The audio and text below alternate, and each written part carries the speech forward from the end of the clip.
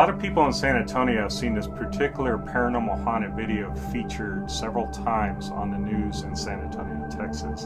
And they've asked me, is that me? I can say that yes, that's me. I need someone to take her out. I've actually been on several paranormal teams here in Texas.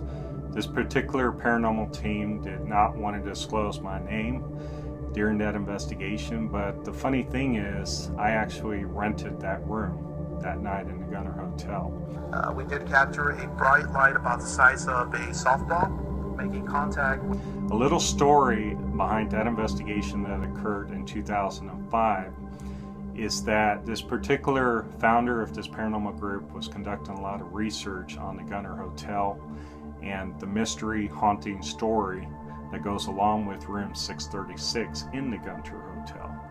Now what happened is Walter A. Emmerich, back in the 60s, conducted a grisly murder, and this is an unsolved murder. It's basically what we consider a cold case. The video was recorded in 2005. Soon after the woman was attacked, she reported feeling as if she had been punched in the... And it's believed that he killed a blonde woman inside room 636 of the Gunter Hotel. Now this room has been changed. It's a story that many San Antonians know well about an unknown woman murdered and dismembered by an ex-con who then kills himself. Marvin Hurst is live inside the Gunter Hotel on the 6th floor where that murder happened. Marvin. Good morning to you, Sarah. Yeah, they are telling me that room 620 used to be room 636. As we take you down the hall, this room where 636 was is actually sealed off. Gene, if you can zoom in there. As a matter of fact, you can kind of see some of the lines there where the room was. This is exactly where they tell us the crime took place. And that particular night, it's a little funny story, but we had wanted to go and investigate this room, and I actually was the person who was requesting the room. I remember walking up to the hotel desk at the Gunter Hotel, and back in 2005 they were not as open to renting this room to patrons as they are nowadays, as far as the haunting story behind that room and what occurs on that floor. Go back in time, shall we?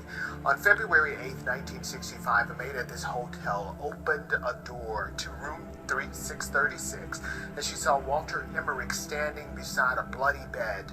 Police believe that he had killed and disposed of a woman's body after chopping her to pieces. When I requested that particular room, I remember the girl behind the desk looking at me very strangely. She couldn't understand why I wanted this particular room 636. And then watching her body parts, he escaped to nearby St. Anthony Hotel and checked in under an alias. Emmerich fatally wounded himself before police could find him. Back here at the Gunter, police found evidence linking him to the scene. Now, the victim's body has never been found. I explained to her that at the time that it just had a lot of feeling to the room and that I'd stayed in that room before and I wanted to request that room again.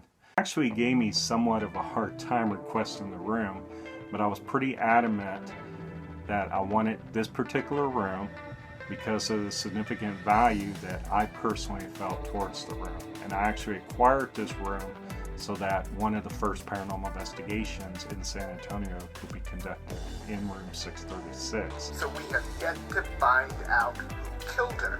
Police tried to get the truth out of Emmerich before he died. I'm still alive, and I got real close to him. I actually reversed the body, and all I did was just gurgling. And it lasted just for a few seconds, and then he died. Since that time, folks have claimed, hotel employees and guests, that there have been unusual things that have happened here.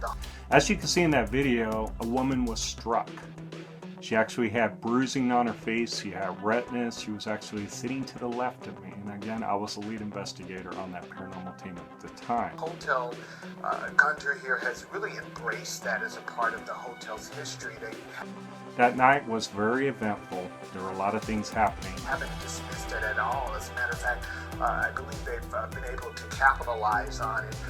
Back here live, have some unusual things been happening here? After that investigation was conducted, I actually stayed in that room for the rest of the night because I again did rent this room.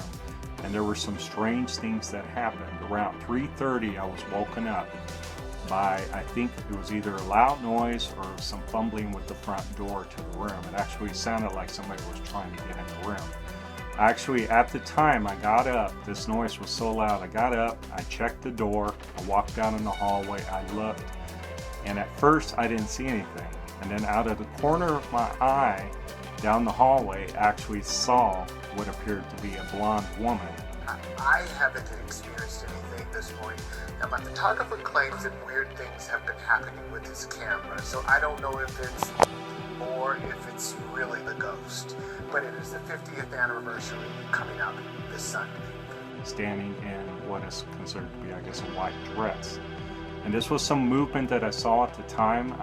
It was out of the corner of my eye, it was very fast, but it appeared that somebody was slightly down the hall from where I was standing.